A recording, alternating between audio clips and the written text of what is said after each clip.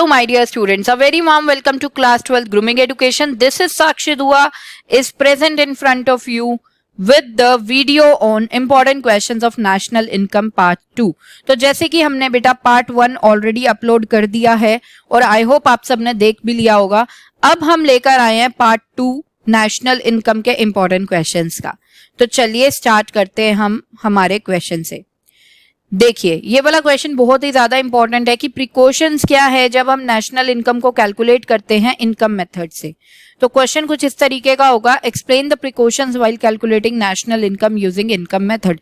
अब प्रिकॉशंस का मतलब ये होता है बेटा कि कौन सी चीजें आपको कंसीडर करनी है for calculating the national income और कौन सी चीजें आपको इग्नोर करनी है while calculating national income using income method. तो आइए देखते हैं कि कौन सी चीजें हमें इंक्लूड करनी है और कौन सी चीजें हमें इंक्लूड नहीं करनी है, यानी कि एक्सक्लूड करनी है for calculating national income using income method. तो सबसे पहला point, factor income is included whereas transfer income is not included.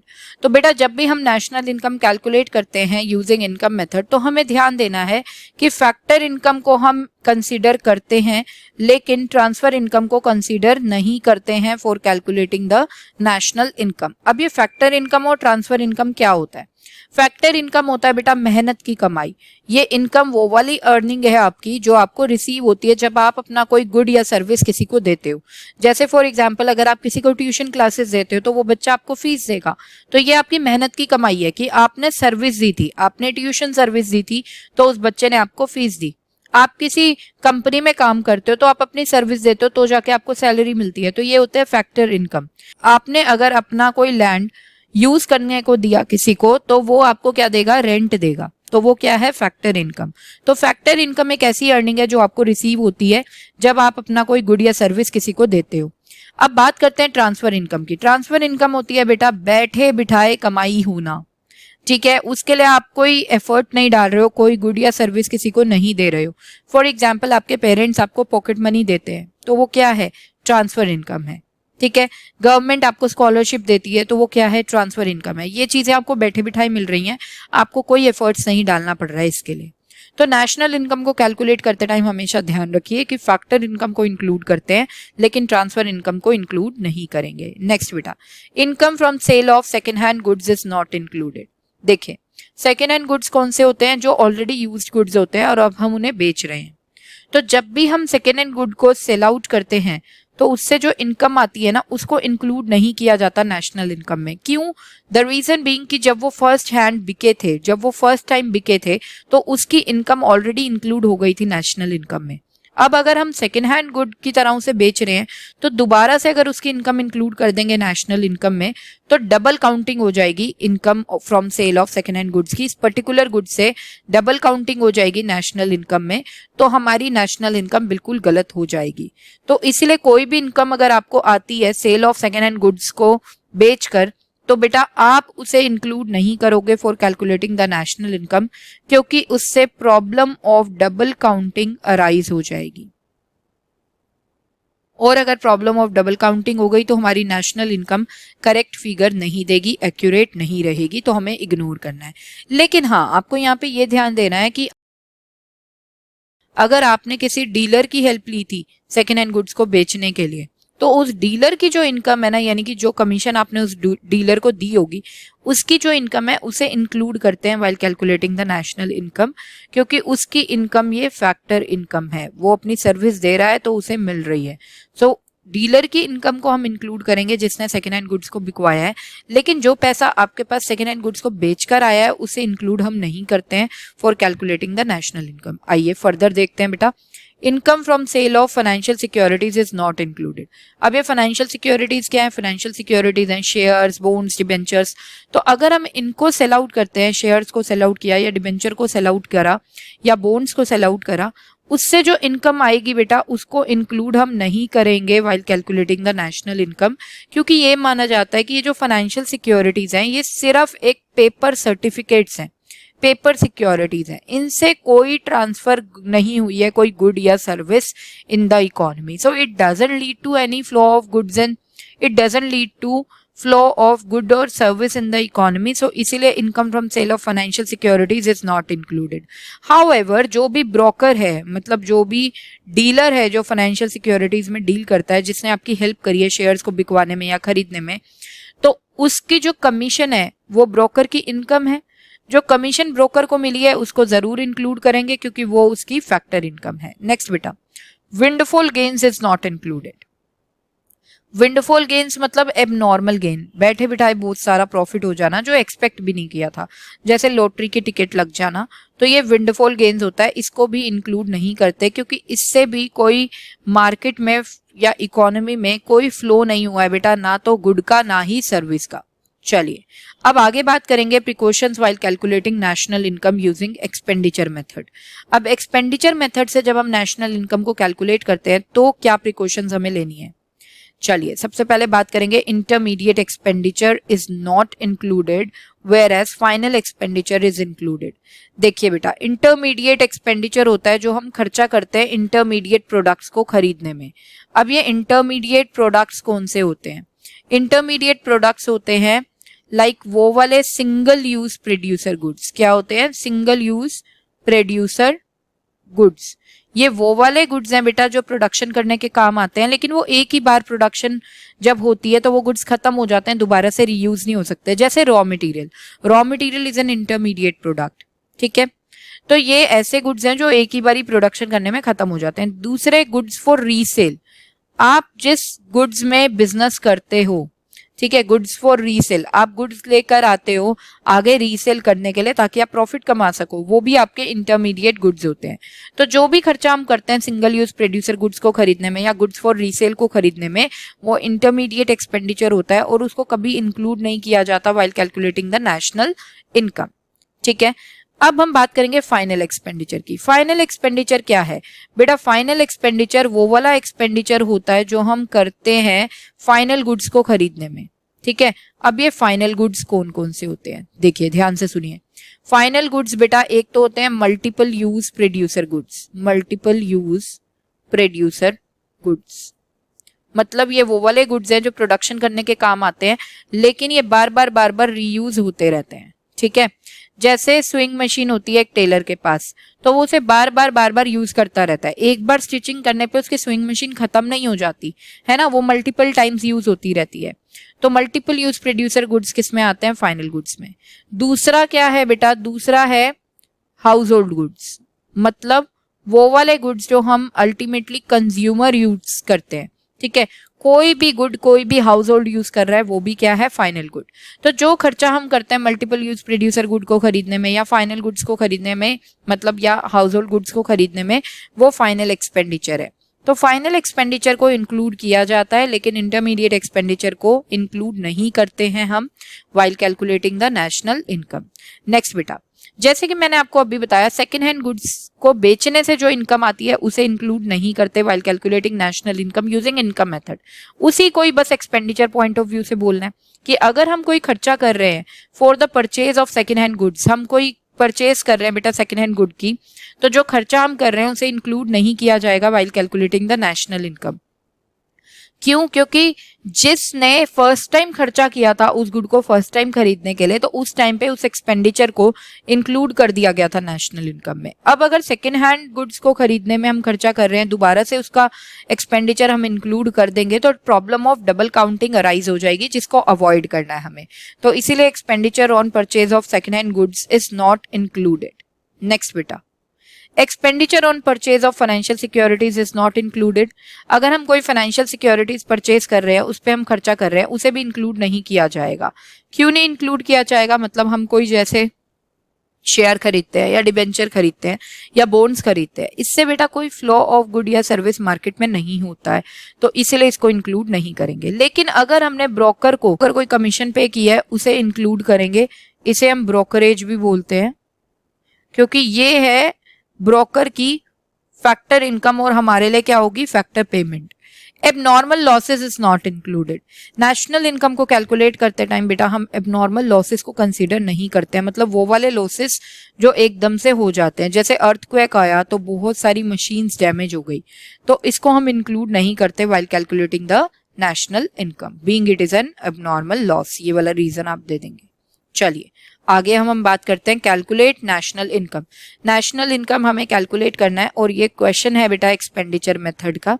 तो क्या क्या दे रखा है हमें देखते हैं। Private final consumption expenditure 50,000, government final consumption expenditure 20,000, net fixed capital formation 10,000, net imports -5,000, consumption of fixed capital 1,000, change in stock 3,000, net factor income to abroad 2,000, NIT 4,000। तो बेटा जैसे कि हम जानते हैं कि नेशनल इनकम को अगर हम एक्सपेंडिचर मेथड से कैलकुलेट करें तो सबसे पहले हमें फॉर्मूला लगाना होता है जीडीपी एट एमपी का, which is private final consumption expenditure plus government final consumption expenditure plus gross fixed capital formation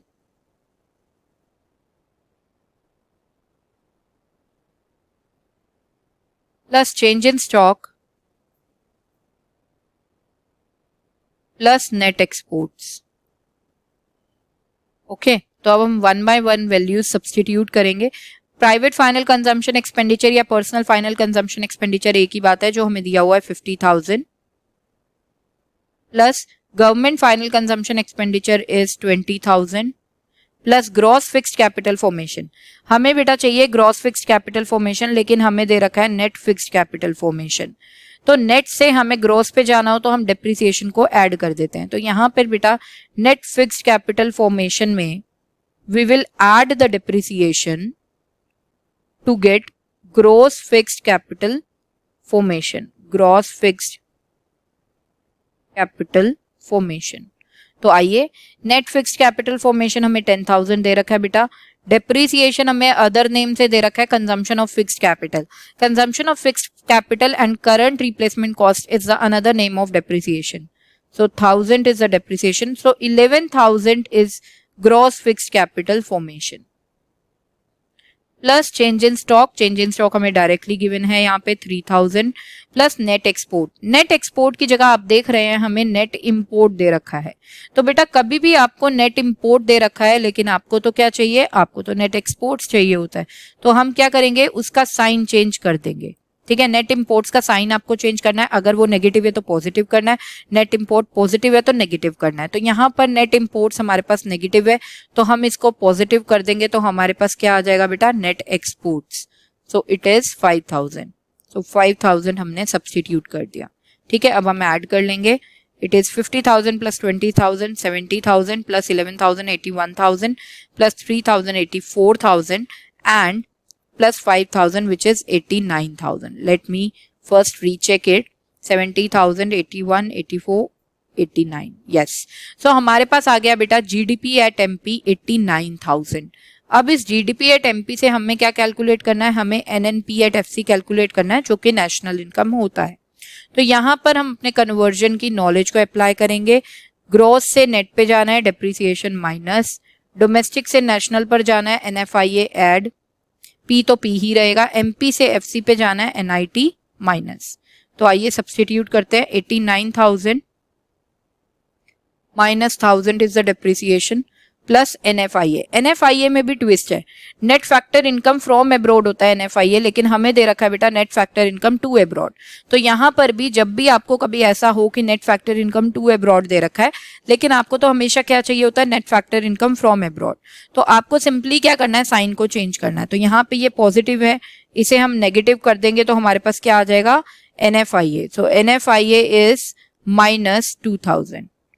तो यहाँ पर minus 2,000 minus NIT, NIT is given to us directly which is 4,000।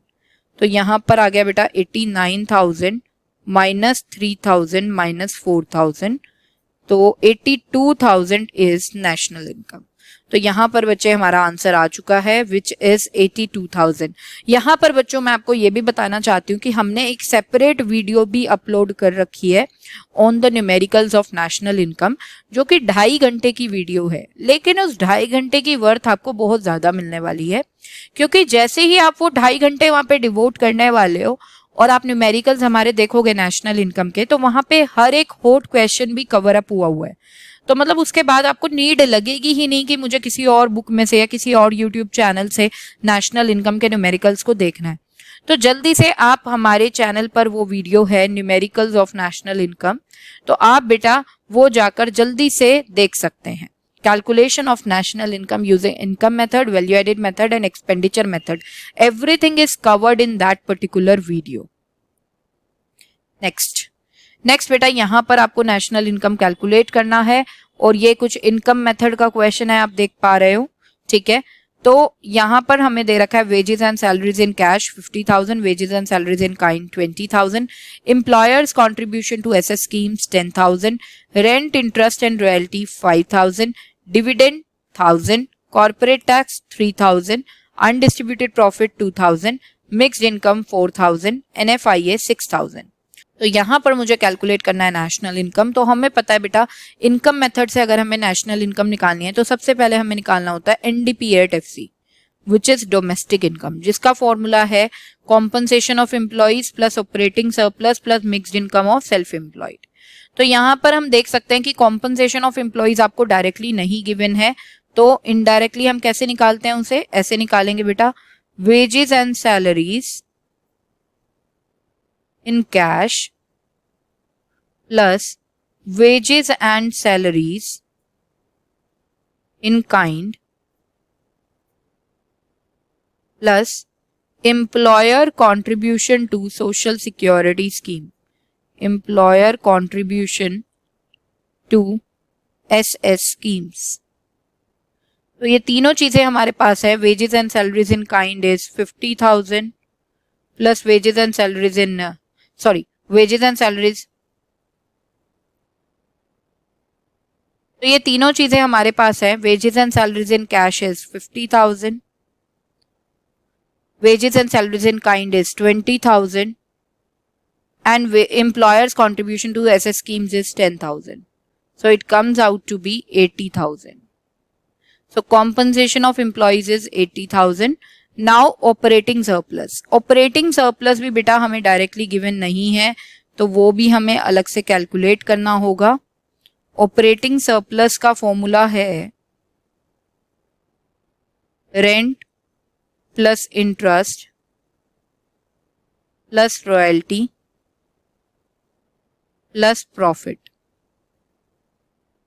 Okay, तो rent हमें दे रखा है, rent interest and royalty एक साथ दे रखे हैं बेटा 5,000 प्लस प्रॉफिट. प्रॉफिट हमें इनडायरेक्टली गिवन है. देखो बेटा इनडायरेक्टली प्रॉफिट गिवन है. प्रॉफिट का फॉर्मूला होता है कॉर्पोरेट टैक्स, जिसे हम प्रॉफिट टैक्स या डिविडेंड टैक्स भी बोलते हैं, plus dividend plus undistributed profit, undistributed profits जिसे हम रिटेन्ड अर्निंग्स भी बोलते हैं.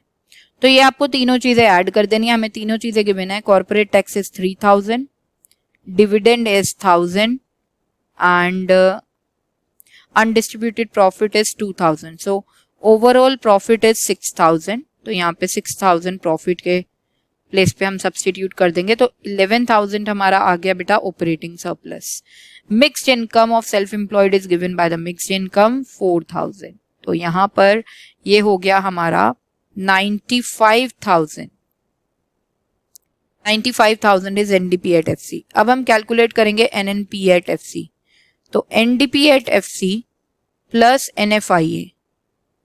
So it would be 95,000 plus NFIA is 6,000. तो ये आ गया बेटा 1,01,000 rupees is our national income. 1,01,000 rupees is our national income. So I hope guys आपको ये चीजें समझ में आई होंगी. कोई भी प्रॉब्लम अगर आपको है तो आप हमें कमेंट सेक्शन में पूछ सकते हैं. हमारी जो टीम है वो आपको as soon as possible definitely reply करेगी. तो यहाँ पर नेशनल इनकम टॉपिक आपका आई होप कवर्ड अप हो गया होगा. ठीक है, अब आप हमारे नेक्स्ट वीडियो पे मूव कर सकते हैं जो कि है मनी एंड बैंकिंग के important questions part 1. Thank you so much. And यहाँ पर इजाजत चाहती हूँ सेशन को एंड करने की. मिलते हैं बेटा नेक्स्ट सेशन में. Till then bye bye, take care and keep studying. जय श्री श्याम.